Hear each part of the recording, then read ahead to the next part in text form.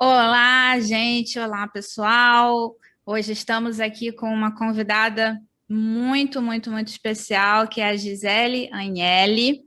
Gisele, seja muito bem-vinda ao nosso canal Diversidade Agora aqui no YouTube.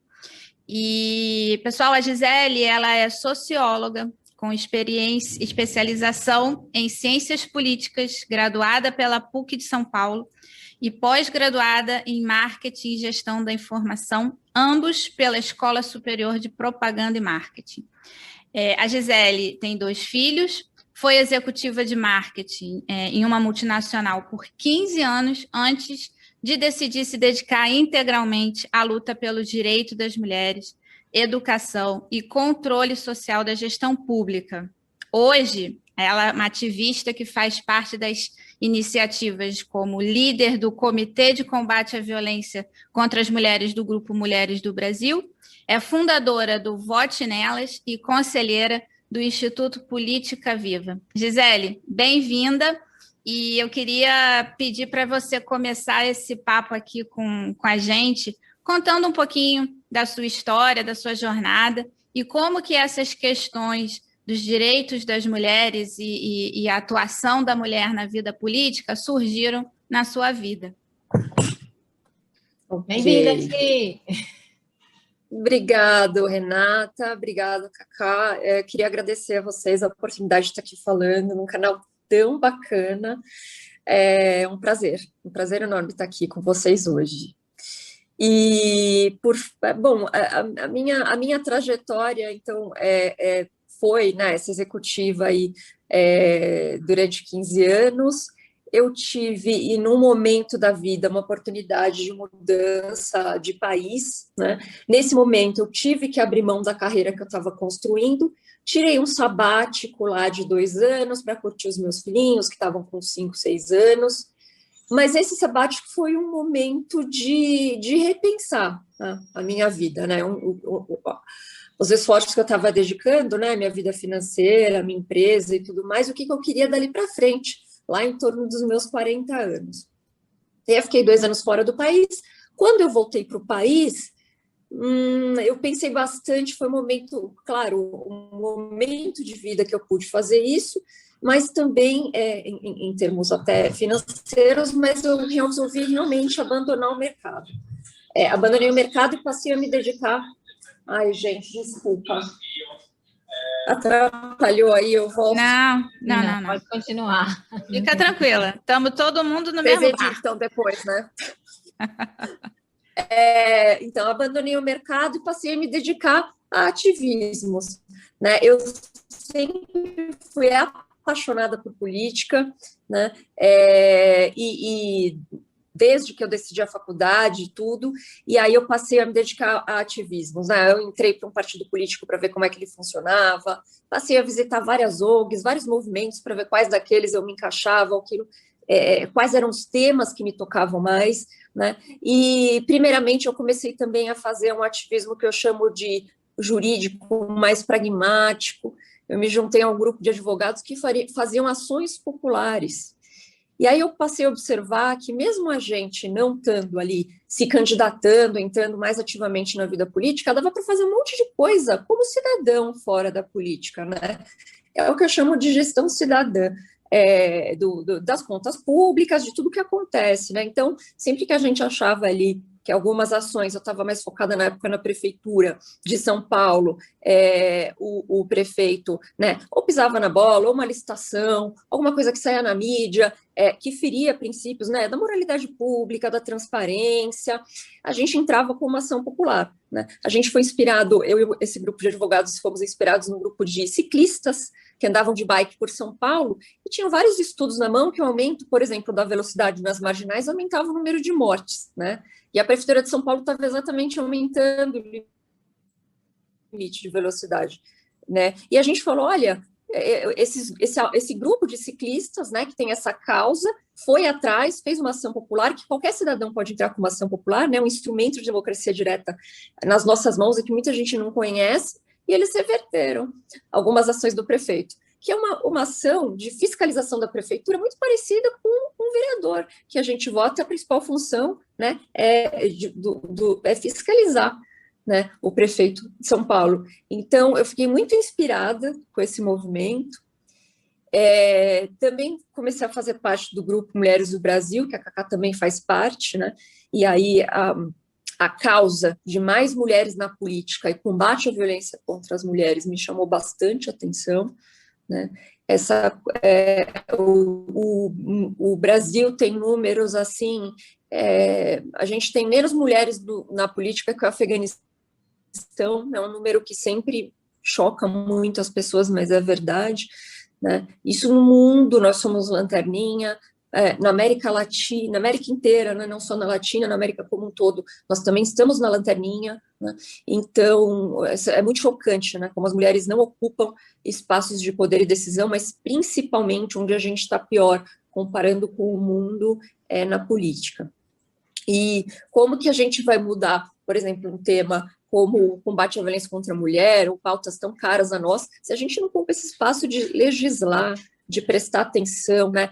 Como que funciona a rede toda de atendimento de violência, de combate à violência no Brasil.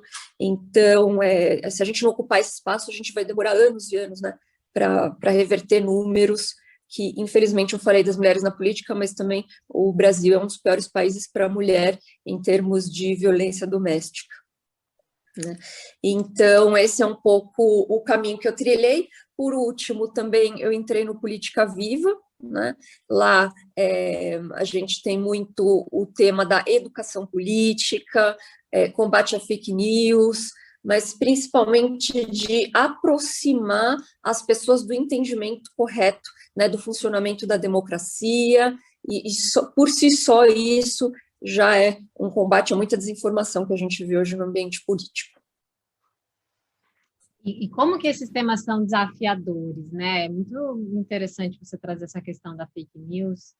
Essa manhã eu acordei no grupo da família lá com áudio falando sobre tomar suco com casca de laranja quando você tiver com a garganta arranhando, para tomar o tal do kit Covid, para comer alho cru. E aí, uma tia, né, uma mulher, né, que não teve acesso à educação, não tem nem o ensino médio completo, como que é desafiadora essa nossa realidade, né? A gente sabe, como você mesmo falou, né, que para mudar a realidade das mulheres em um país é essencial, indispensável que a gente tenha a representatividade das mulheres na política. E a gente sabe também que a questão aqui no Brasil ainda está muito aquém, né? Essa representatividade está muito aquém do necessário para que, de fato, essas mulheres elas tenham voz, né? Elas ainda estão num número muito pequeno. E pelos números que eu me lembro do avanço na última eleição municipal, tá? Estamos caminhando a passos muito lentos, né? Como é que você está vendo essa questão desse avanço da representatividade da mulher na política, Gi? Tá. Olha, a gente não avançou, dá para dizer que praticamente nada, muito pouco. A última eleição realmente foi um balde de água fria.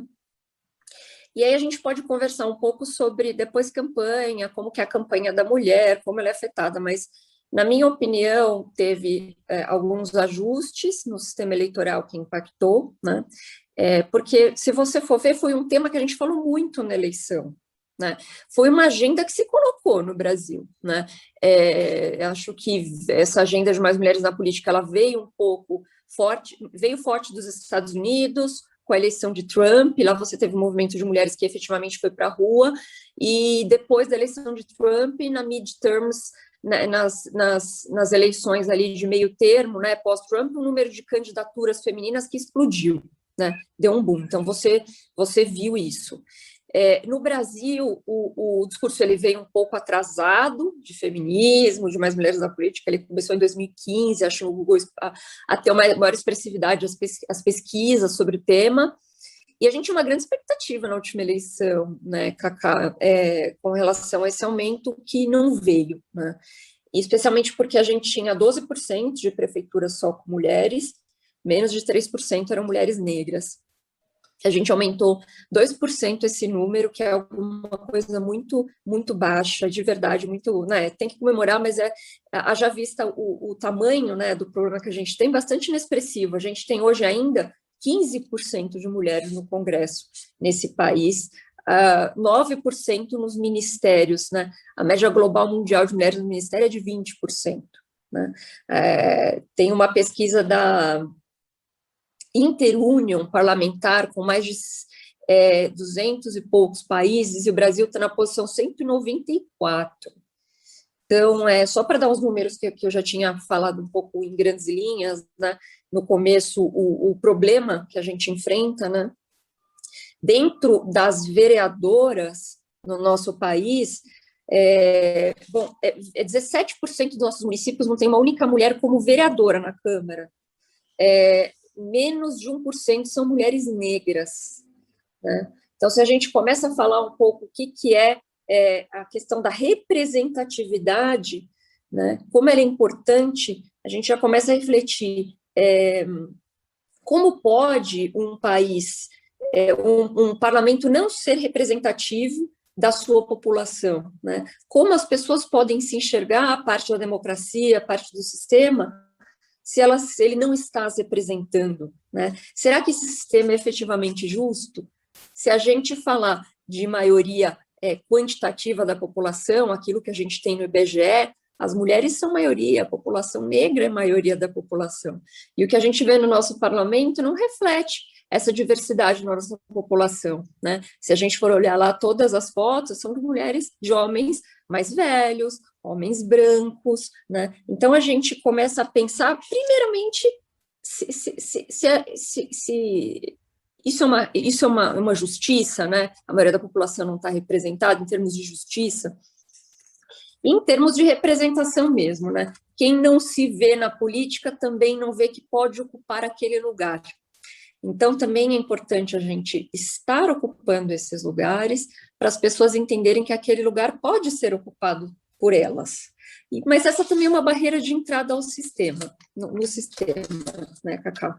E é por isso que a gente pode falar um pouco também da política de cotas com relação a isso. E é uma questão também de desigualdade histórica, que a gente precisa analisar. Se a gente for ver no Brasil, o primeiro voto no Brasil foi dado em 1532, por um homem na antiga capitania de São Vicente, por homens exclusivamente na antiga capitania de São Vicente. E o primeiro voto feminino com restrições, viúvas, etc., em 1932. Então, a gente tem 400 anos de história nesse país que separam o voto, que o voto é a primeira manifestação política básica é o direito ao voto. 400 anos que separa o voto do homem do voto, em parte, parcial da mulher nesse país, né?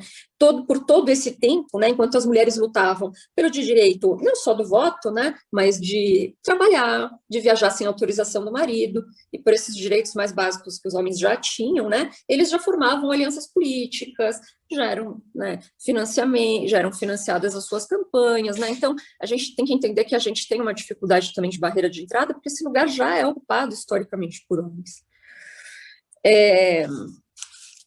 E aí, além dessa questão de justiça, de representatividade, né, eu falei das maiorias quantitativas, né, mas na sociologia, quando essas maiorias não ocupam espaços de poder e decisão, a gente chama essas maiorias quantitativas de minorias, porque o termo minoria sociológico, ele pode ser quantitativamente maior na sociedade, mas ele, em termos de representação, ele não se mostra. Então, esse é o conceito de minorias, ou de importantes estratos sociais que são minorizados quando a gente olha os espaços de poder, né, que hoje estão mais ocupados por esses estratos de homens, né.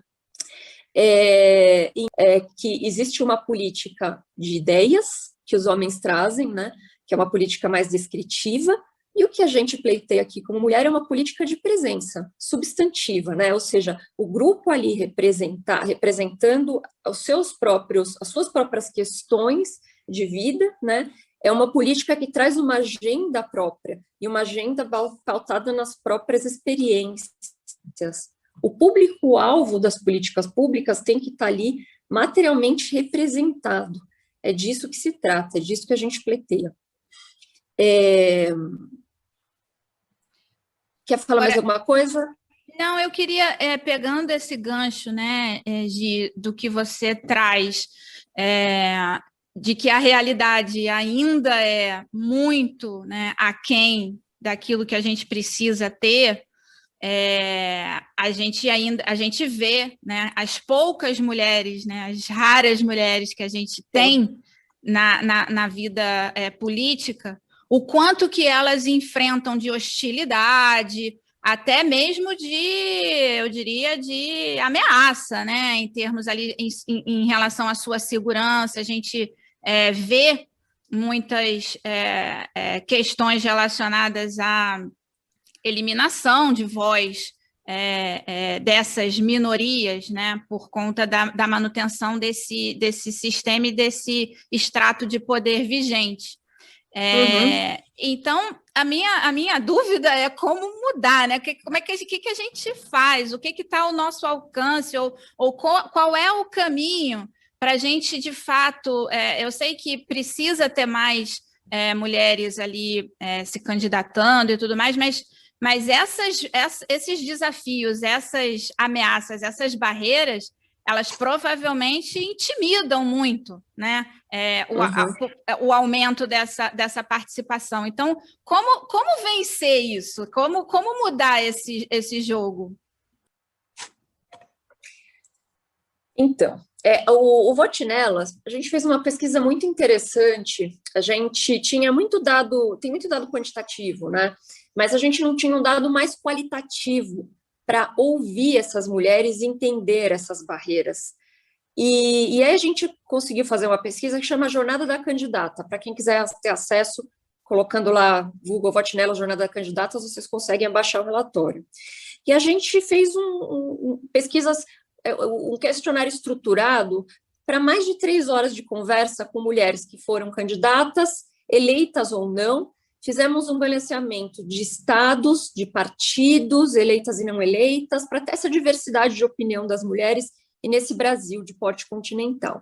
E foi muito interessante, Renata, ouvi-las, né? Então, eu já estava falando aqui primeiro para vocês da importância simbólica da mulher da política. Olha como ela é importante. A mulher, quando ela nasce com aquela aptidão, é engraçado como elas falam que elas sentem que elas nasceram com uma vocação para a área pública, para a política, mas elas não se veem nesse lugar. Em geral, a maioria delas só começa a se enxergar nesse lugar quando tem alguém da família, né, que tá, um tio, um pai, um irmão, que entrou na política, né? Primeiro que vem por aí, e quando elas não tem ninguém na família, elas se sentem ainda mais sozinhas nesse lugar. E quando elas começam a pensar em se candidatar, e é incrível o processo psicológico delas, de elas externarem para as pessoas que elas querem ser candidatas, mesmo no círculo mais próximo ali de convívio e que deveriam ter mais confiança, como elas sofrem em dizer que elas querem ser candidatas. Parece que elas têm medo até do ridículo de falar. Então, quando eu falei aqui de desigualdades históricas, olha como como a mulher não se vê nesse lugar, nesses espaços públicos, né? Como a mulher, né? E aí a gente pode falar mais de sociologia, mas 2 coisas que impactam muito isso, né? A divisão sexual do trabalho e os estereótipos de gênero, né? Aquelas coisas condicionantes que colocam a mulher para o espaço privado, para o espaço dentro da cozinha, na casa e tal. Então, romper isso, entender que ela tem a política como vocação, que é algo mais público, que um espaço que os homens dominam há mais tempo historicamente, psicologicamente para ela já é muito difícil. E quando ela externa esse processo, né, bem no comecinho, quando ela externa que ela quer ser candidata, as frases que elas ouvem são muito duras, sabe? ai, sua louca, brincando, mas não brincando, dando risada, fazendo deboche, né? E assim, os homens não têm um processo parecido quando eles começam a falar que eles querem entrar na vida pública.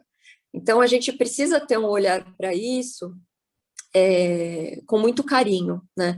E a gente tem falado muito nisso nos movimentos que incentivam as mulheres a estarem nesses espaços, porque muitas vezes elas já estão, a maioria das mulheres que são líderes comunitárias, que trabalham ali, temos muitas mulheres interessantes, né? Mas quando você fala sobre política, por ser um espaço majoritariamente masculino, por conta dessas construções, desses vieses que a gente tem de achar que é um espaço masculino, elas têm uma certa dificuldade em se colocar. Esse é um primeiro aspecto. E a gente tem muitos outros aspectos. Se a gente for olhar o quanto as regras, né, são mais difíceis de cotas que são imperfeitas, mas ruim com elas, muito pior sem elas, né? Mas elas incidem sobre as candidaturas e não sobre a reserva de assento, o que é um problema, mas a gente também tem uma cota de financiamento, e nessa obrigatório de 30% também para as candidaturas femininas, mas as mulheres ainda têm problema de serem subfinanciadas, mesmo com financiamento. A gente pode conversar bastante também sobre isso. O modelo de cotas, ele costuma funcionar melhor em outros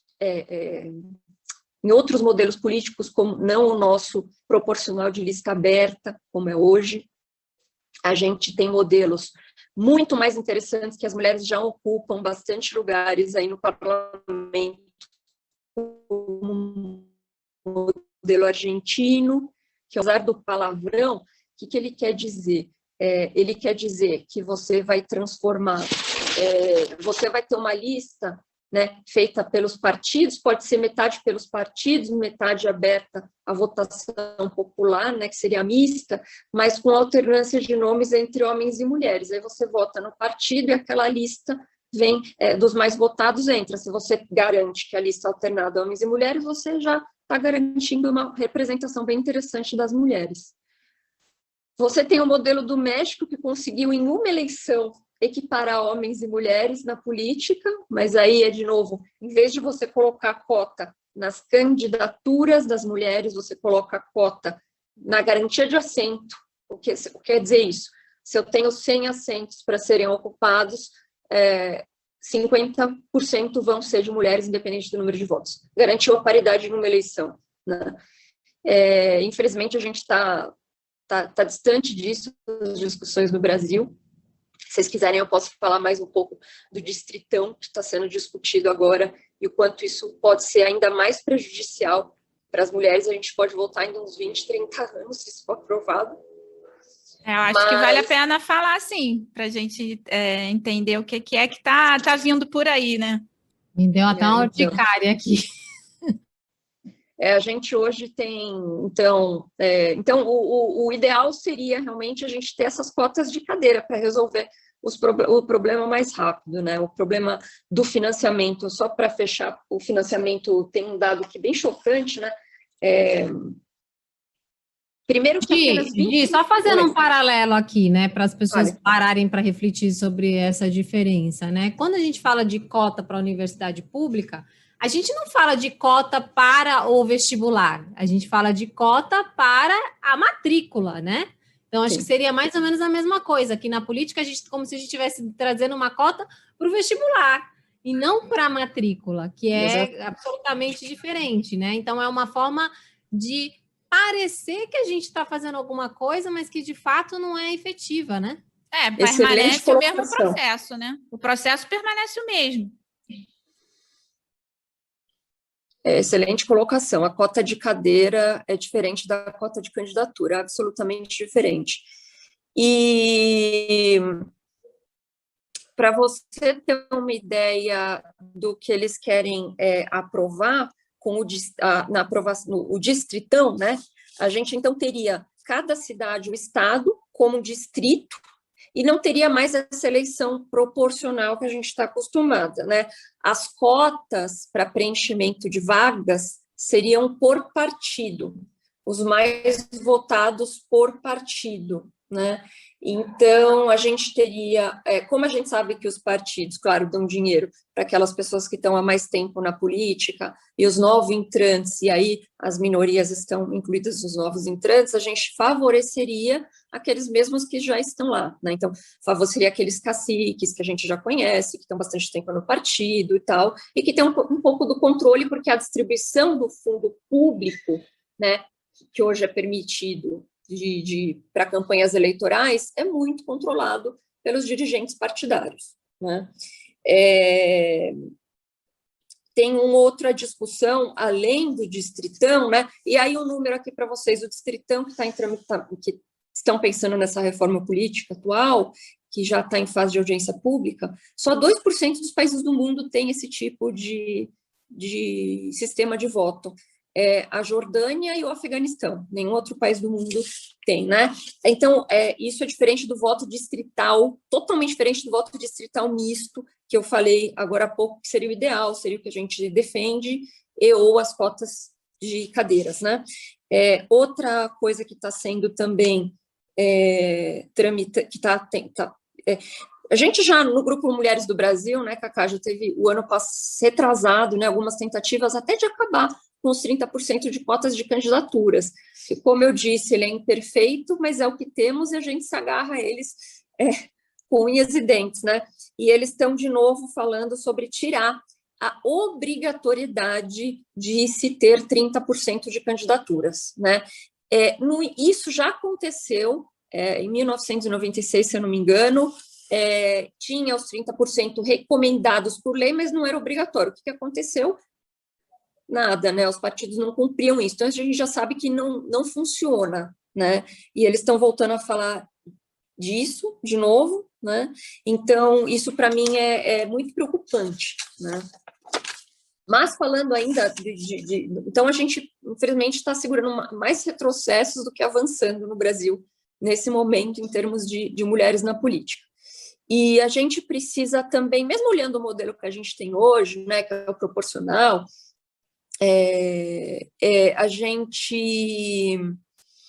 o financiamento de campanha público, ele vai para 25% do total de todos os candidatos, né?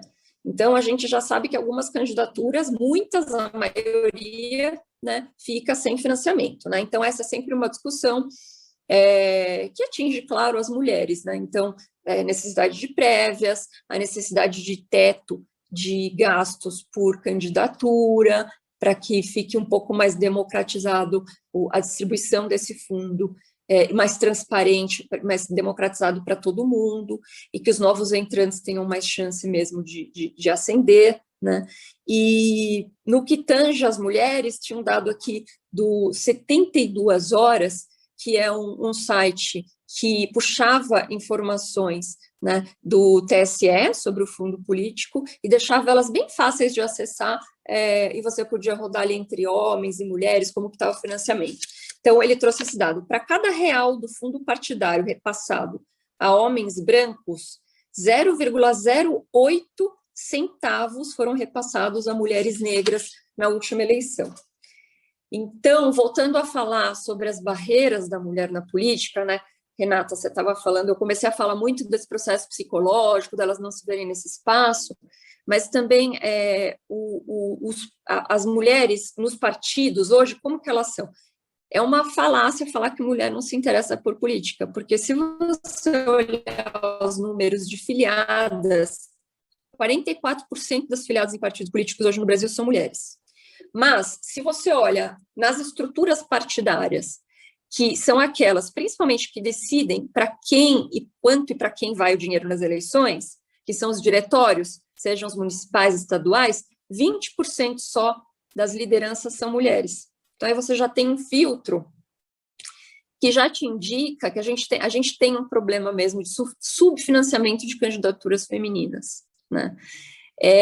Ou, às vezes, vai 100% do fundo específico obrigatório para a mulher para uma mulher só, não para todas, ou às vezes até tem casos, assim, baseado na minha experiência até do Vote Nelas, de ter acompanhado várias candidaturas, e essa é mais cruel ainda, as mulheres que têm melhores pautas, que são mais formadas, que você vê que têm mais chances de ganhar uma eleição, são as mais subfinanciadas, porque essas, elas, os partidos logo percebem que elas têm mais chances reais de ganhar do que um homem, do que um candidato. Então, eles vão acabando, não, já que é obrigatório dar para mulheres, a gente distribui entre as mais, que a gente considera mais fraquinha, mais forte, a gente não dá nada.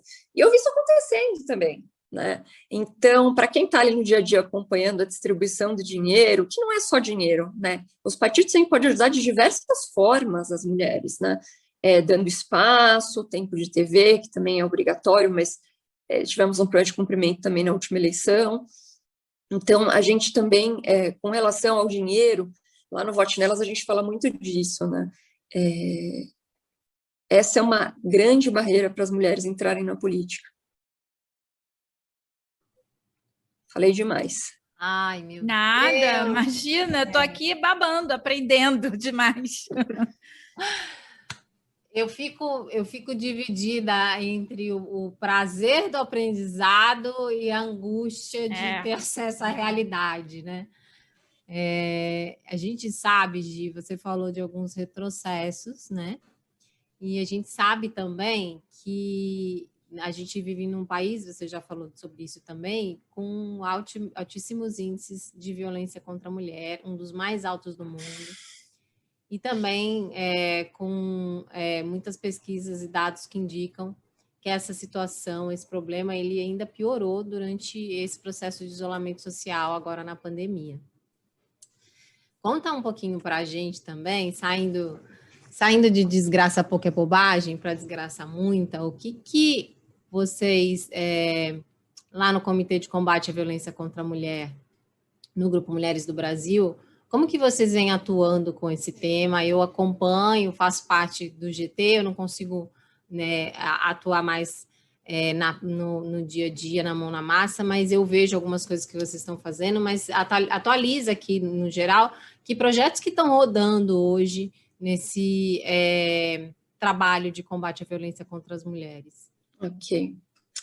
Olha, Cacá, quando começou a pandemia, a gente foi uma loucura, assim, a gente acendeu o sinal super vermelho, a gente começou a ter notícias dos países que a doença já estava mais, né, tinha mais casos fatais, então começou ali na Europa, muitas notícias da França, muitas notícias da Itália, já tomando medidas, percebendo que com a mulher, né, porque a violência é dentro de casa, né, às vezes a gente pensa que a violência ali está na mulher andando numa rua escura sem iluminação e estuprada, não, né, a violência acontece dentro de casa, com pessoas mais próximas da mulher, né, em grande medida com o seu companheiro. Então, quando você fala que a mulher tem que ficar dentro de casa e ela tem medo do vírus, e para essas mulheres que a casa não é sinônimo de lar, infelizmente, acendeu, assim, e aí a gente viu já alguns países tomando algumas medidas, né, então, a mulher indo na farmácia, que é onde ela era serviço essencial e podia estar ali fazendo um gesto, um código para pedir ajuda, né, e num primeiro momento, nos primeiros meses da pandemia, os números de casos de violência doméstica diminuindo, e a gente, né, sabendo já da subnotificação que existe no mundo todo, né, sabendo, já chamando violência doméstica de pandemia, que é a maior violação dos direitos humanos do mundo, a violência contra a mulher, né, mata mais que guerra, né, já sabendo disso, quanto seria danoso ficar aquela mulher ficar confinada ali e talvez não ter como, né, o celular confinado, não poder se comunicar, não poder pedir ajuda. Então, o que a gente fez aqui no Brasil foi, né, se unir dentro do comitê, eu, Elizabeth e os demais líderes, com outras entidades, e fizemos várias reuniões, e fizemos várias campanhas, uma ajudava a reforçar a campanha da outra, falando com vizinhos, se você escutar, não se cale, ajudando lá as promotoras na campanha, que a gente teve que acelerar processos que já vinham, como a delegacia online, o BO online, que você consegue fazer da sua casa e pode pedir ajuda. Então, a gente foi, que a mulher que conseguisse mandar provas de violência por WhatsApp, isso fosse considerado válido, as fotos e tal. Então, a gente foi indo por aí. E aí, então, os números que vinham subindo, né, Cacá? Então, naquele momento inicial de pandemia, a gente já achava que já tinha tempo, né, da gente abrir o jornal nesse país e não ver que o número de estupros foi o maior em São Paulo desde 2010. E que a gente vê aqui, furto está caindo, homicídio, roubo, qualificado, tudo caindo. Estupros em São Paulo, na cidade que a gente mora aqui, subindo, né? Nesse contexto chegou a pandemia. Então, a gente ainda tem esses números durante a pandemia, que a gente acha que existe uma sobrenotificação muito grande, que o número de casos é muito maior do que efetivamente está acontecendo. Me assusta um pouco essa coisa das crianças estarem fora das escolas, e só agora que parece que as escolas vão abrir não só para aula, mas para função social. A gente também abriu comités em casa e podem sofrer abuso, também é uma realidade no Brasil de violência. Então, a gente está agora muito, muito aflita pensando sobre isso. Então, assim, a gente basicamente fez muitas campanhas.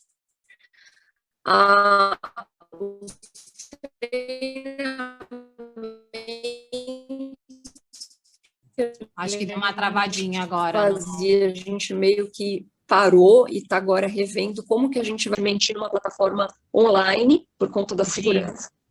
Deu uma travadinha no seu áudio. Volta um pouquinho que você estava falando sobre a volta das escolas como equipamento social. A gente está bastante... Porque agora a gente também a gente acabou de agregar um grupo de trabalho que fala, especialista também, falando com crianças, né? Então, a gente acabou de ter a Plan junto, a Plan International, a Childhood. Então, a gente agora vai começar também a ampliar essa questão para crianças, adolescentes e meninos, acompanhando com cuidado essa volta às aulas, né? Porque imagina o que vai acontecer agora das crianças começarem a falar, como que a gente precisa estar preparado a rede de atendimento a esses casos que vão surgir, porque a criança começa a se abrir, né? Eventualmente na escola, eventualmente através de desenhos, enfim. E nós também começamos só esse ano a voltar a falar sobre o nosso grupo que fala sobre masculinidades, construção de masculinidades positivas e trazer os homens também para essa conversa. A gente começou isso esse ano também.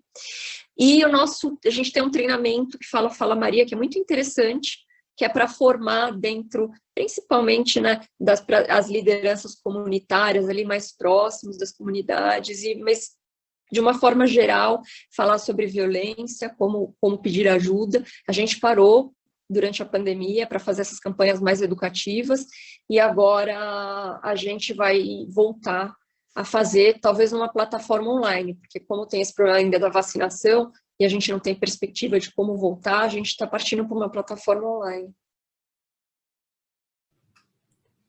Muito bacana, acho que é impressionante a quantidade de iniciativas e de ações que vocês vêm fazendo. Eu fico, como você mesmo colocou aqui, né, deve causar uma angústia muito grande, mas, ao mesmo tempo, falar sobre isso, promover essas iniciativas, mostra que tem pessoas sérias pensando em como atuar para a gente reverter esse quadro, né?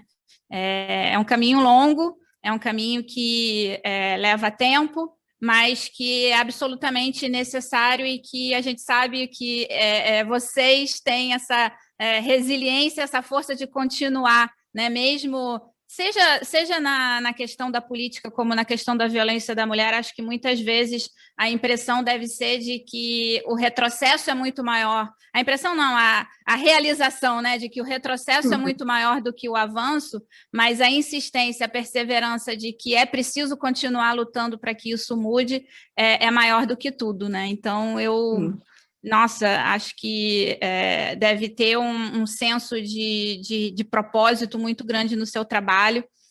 Fica aqui a minha completa admiração pelo que você trouxe. E a gente sempre fala isso, né, Cacá, que tudo que é bom dura pouco. As coisas que a gente discutiu aqui são absolutamente urgentes. Se a gente pudesse, a gente ficaria aqui o dia inteiro conversando com você, Gi.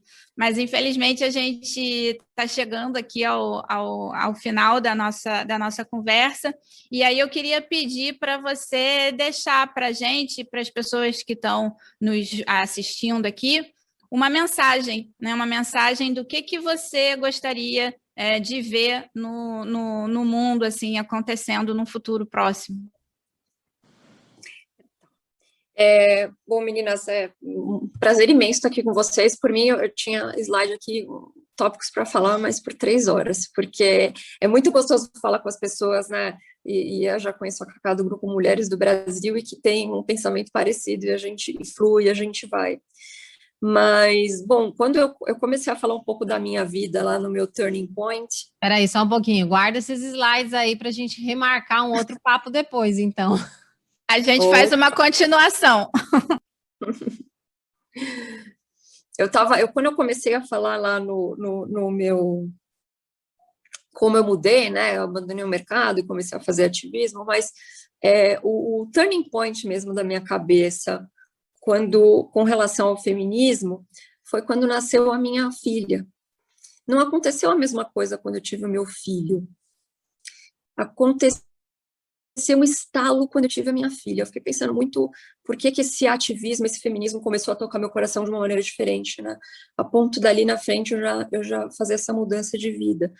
Porque eu pensei, eu quero um mundo diferente para minha filha. Eu não quero entregar para minha filha um mundo que não foi tão gentil comigo, né? Por uma desigualdade que se chama desigualdade de gênero, que é isso que a gente está falando aqui, né? Esse mundo tem que ser melhor para minha filha, esse mundo tem que ser mais gentil, eu não posso deixar. Então, se tornou um propósito de vida mesmo, né? Então, lá no Vote Nelas, a gente fala que a gente tem esse papel de sermos as novas sufragistas, porque lá atrás muitas mulheres já votaram pelo nosso direito ao voto. Mas a gente não quer hoje só ter direito ao voto. A gente quer direito de ser representada, de ser votada, de ser efetivamente eleita.